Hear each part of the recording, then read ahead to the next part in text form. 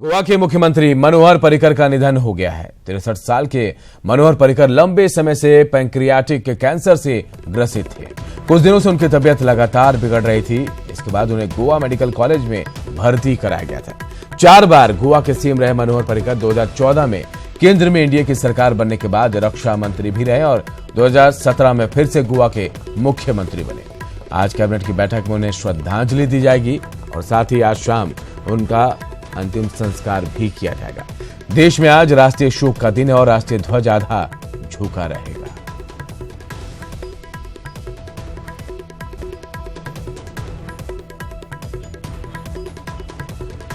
तो गोवा के मुख्यमंत्री मनोहर पर्रिकर अब हमारे बीच नहीं रहे हैं। अपनी जीवटता और अपने काम के दम पर अपनी पहचान बनाने वाले मनोहर पर्रिकर देश के पहले ऐसे मुख्यमंत्री थे जो आईआईटीएन थे। इधर कृषि मंत्री प्रेम कुमार ने भी गोवा के मुख्यमंत्री मनोहर पर्रिकर के निधन पर शोक जताया। उन्होंने कहा कि पूरा देश इस दुख की घड़ी में मर्माहत है। मनोहर पर्रिकर ने देश के विकास में सरलता, निर्भीकता और ईमानदारी से भागीदारी निभाई। ऐसे महान व्यक्तित्व को पूरा देश याद रखेगा।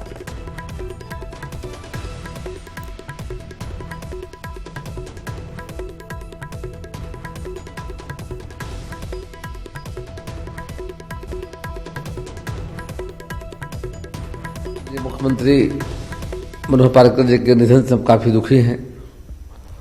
सारा देश मर्माहत है और देश में जो उन्होंने सेवा दी अपने यहाँ जाकर के देश के विकास में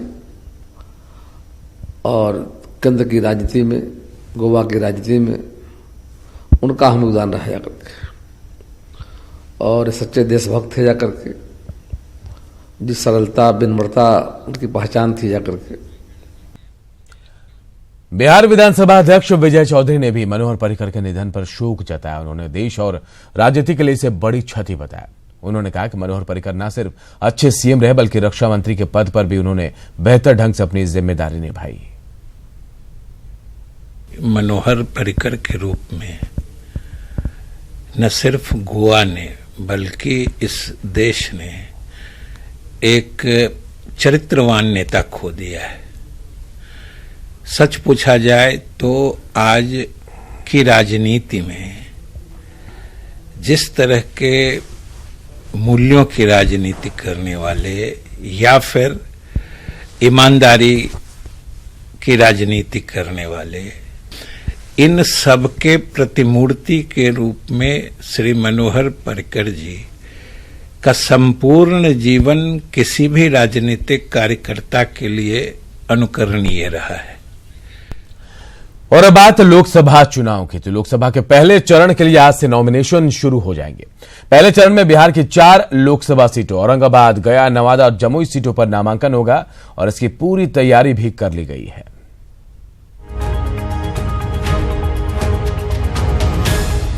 लोकसभा चुनाव के पहले चरण के लिए आज से नॉमिनेशन शुरू हो जाएगा, जो 25 मार्च तक चलेगा। नॉमिनेशन की प्रक्रिया सुबह 11 बजे से दोपहर 3 बजे तक चलेगी।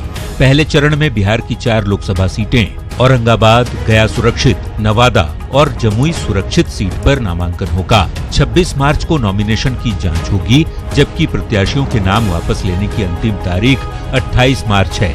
11 अप्रैल को होने वाले पहले चरण के चुनाव के लिए होने वाले नामांकन के लिए जुलूस में 3 वाहन तक की अनुमति है, जबकि गाड़ियों को नॉमिनेशन सेंटर से 100 मीटर दूर रखना होगा। बता दें कि नवादा विधानसभा क्षेत्र के लिए भी आज से ही नॉमिनेशन की प्रक्रिया शुरू होगी। बात औरंगाबाद लोकसभा सीट की करें तो यहां कुल मतदान केंद्रों की संख्या 1965 है, जिसमें शहरी क्षेत्र में बूथों की संख्या 129 है, जबकि ग्रामीण क्षेत्र में कुल 1836 बूथ बनाए गए हैं। यहां कुल वोटर्स 17,37,821 हैं।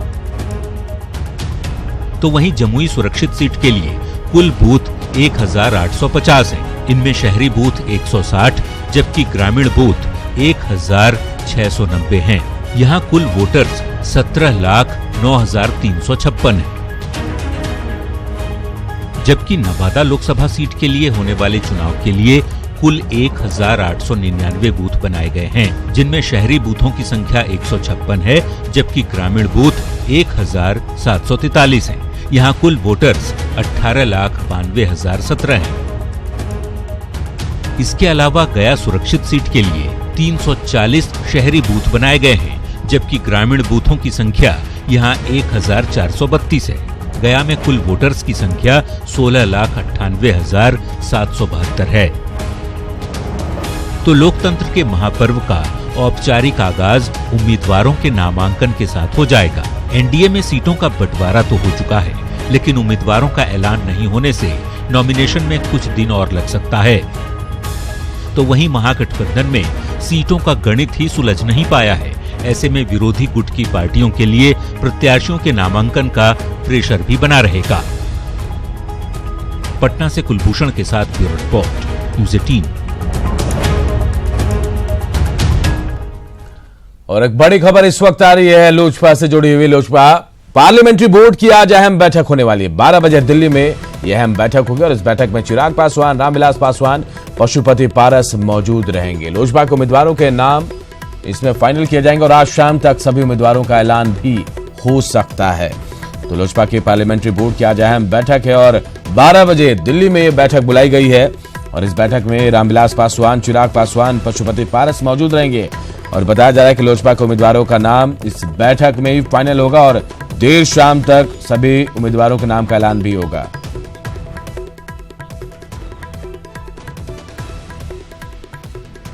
और हमारे सहयोगी अमित पटना से इसी खबर पर जुड़े हुए हैं। अमित, आज तय हो जाएगा एलजेपी में कौन कहां से चुनाव लड़ेगा, क्या कुछ और जानकारी है?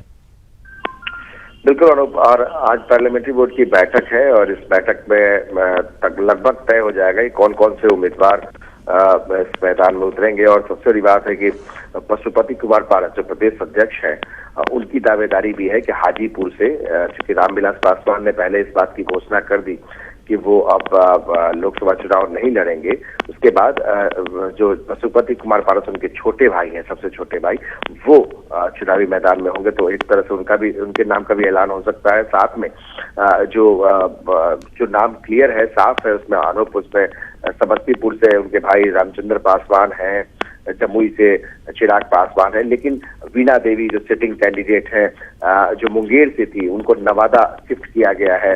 बीजेपी वो मुंगेर जेडीयू के खाते में चली गई है।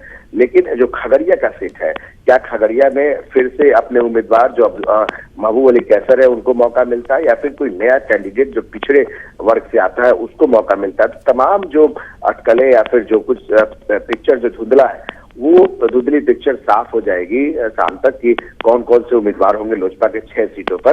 तो पशुपति कुमार पारस ने बातचीत में ये बताया न्यूज़ 18 को कि इस बात की मुहर लग जाएगी, तमाम बड़े नेता बैठकर दिल्ली में इस पर आम सहमति बना लेंगे कौन कौन से उम्मीदवार है। लेकिन जो खबरें आ रही हैं कि उसमें महबूब अली कैसर जो खगड़िया से सिटिंग कैंडिडेट है, भले वो नाराज चल रहे हो, लेकिन उनको भी मौका मिल सकता है, क्योंकि वहां ग्राउंड। तो आज अहम बैठक है लोजपा पार्लियामेंट्री बोर्ड की और आज 12 बजे दिल्ली में बैठक बुलाई गई है और माना जा रहा है कि आज उम्मीदवारों का नाम तय हो जाएगा इस बैठक में और देर शाम तक उम्मीदवारों के नाम का ऐलान भी हो सकता है। बहुत बहुत शुक्रिया अमित इस तमाम जानकारी के लिए।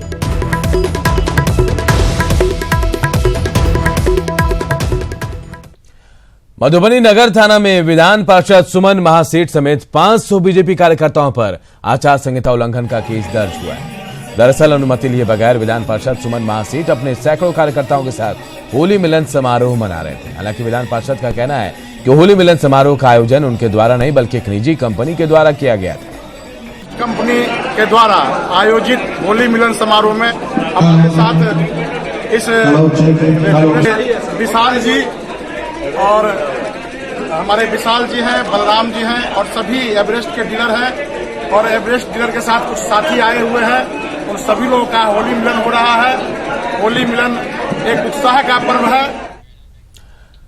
पीएम नरेंद्र मोदी ने महत्वाकांक्षी आदर्श ग्राम योजना के तहत सांसदों को क्षेत्र की एक पंचायत को गोद लेकर उसके विकास पर जोर देने को कहा था। सुपौल सांसद रंजीत रंजन ने भी सरोजा बेला पंचायत को गोद लिया, लेकिन 4 साल बाद भी विकास के लिए चयनित योजनाओं का काम आधा अधूरा है। रिपोर्ट देखिए।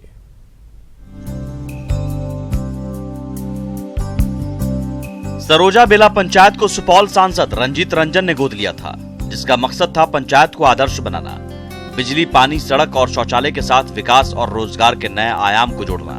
लेकिन अब तक आदर्श गांव का सपना तो दूर, मूलभूत सुविधाएं तक पूरी तरह मुहैया नहीं हो सकी हैं। आज तक कुछ हुआ ही नहीं, घोषणा करके गई और दोबारा कुछ नहीं आई। आदर्श ग्राम का मतलब क्या हुआ? यहाँ सब कुछ होगा, पंचायत होगा, कचहरी होगा, सब होगा, लेकिन यहाँ जो भी किया हमारा मुखिया जी किया है, और आदर्श ग्राम के नाम से कुछ नहीं आया है। सिर्फ घोषणा घोषणा, कागज पर जितना हो गया होगा। यहाँ के लिए कुछ नहीं हुआ, सरोजा बेला के लिए। 5 साल होने को है, लेकिन पंचायत के विकास का सपना ही रह गया। मॉडल पंचायत के नाम पर महज दिखावे के काम किए गए। सांसद महोदया 3 साल से गोद लिए पंचायत का रुख तक नहीं किया है। आदर्श पंचायत का घोषणा हुआ और मेरे मध्य विद्यालय के प्रांगण में जिले के महकमा और सांसद महोदया उपस्थित हुई। हम लोगों को सभी को, हमको नहीं, सारे जनता आम आदमी को यह खुशी हुआ कि अब सरोजा बेला ग्राम पंचायत जो है एक सुसज्जित, सारा सुख सुविधा हम लोगों को पंचायत के अंदर ही रहा। लेकिन उसका ठीक विपरीत सांसद महोदया की कुछ उदासीनता के चलते मतलब बहुत छोटे छोटे 2 रोड दी है और ये एक यात्री सेट दी है। उसके अलावा कोई लंबा रोड भी नहीं मिला, मेन रोड भी नहीं मिला हम लोगों को। इधर सुपौल सांसद ने केंद्र की सांसद आदर्श ग्राम विकास योजना पर ही सवाल खड़े करते हुए इसे जुमला करार दिया है। देखिए, गांव हम लोगों को कहा था गोद लेने के लिए, और जब इन्होंने आदर्श ग्राम, प्रधानमंत्री आदर्श ग्राम की योजना का घोषणा की थी प्रधानमंत्री ने, तो हम लोगों ने सोचा कि कोई स्पेशल फंड इसके लिए मुहैया कराया जाएगा।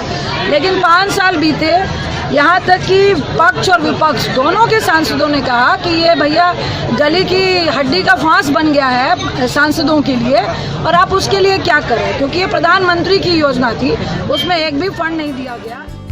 सांसद के सरोजा बेला पंचायत के गोद लेने के बाद लोगों को उम्मीद थी कि विकास की कई योजनाएं धरातल पर उतरेंगी, लेकिन सियासी राजनीति की वजह से पंचायत की तरक्की का दरवाजा नहीं खुल सका।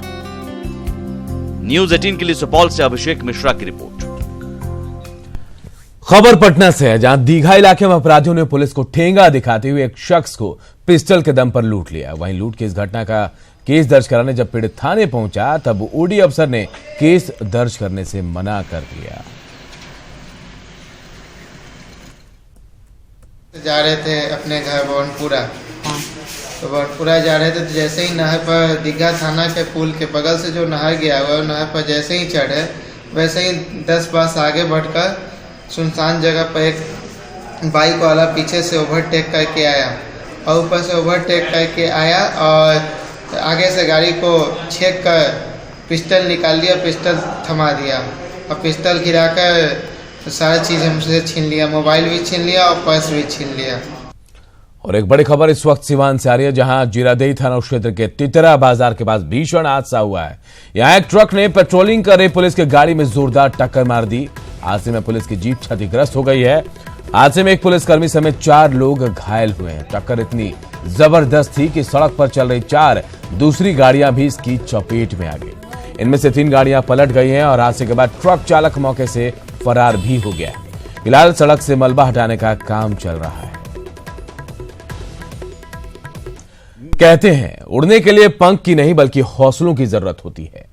अपने जज्बे से कुछ ऐसा ही कर दिखाया है नवादा की एक दिव्यांग महिला ने, जो इलाके में आत्मनिर्भरता की मिसाल पेश कर रही है।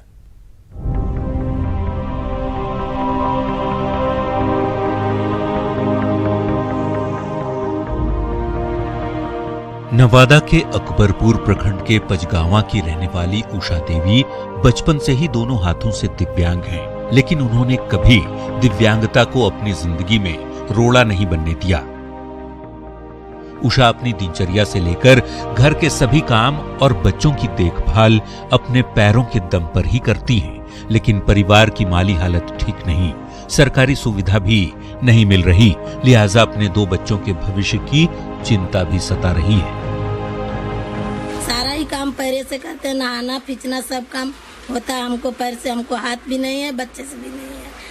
टोटली काम 10 साल पहले शादी हुआ है, शादी करने के बाद कोई सरकार की तरफ से लाभ नहीं मिला है, ठीक नहीं। कचुला मेरा पति ज्ञान कचुला स्कूल में गार्ड के ही काम करते हैं, उससे गरीबता के लिए कुछ भी नहीं रोजगार है। रोजगार हमको चाहना, पति के लिए रोजगार चाहेंगे।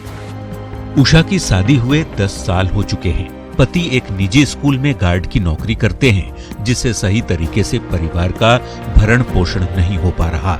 पिता भी चाहते हैं कि सरकार की नजरें उनकी दिव्यांग बेटी पर इनायत हो ताकि आर्थिक स्थिति बेहतर हो सके।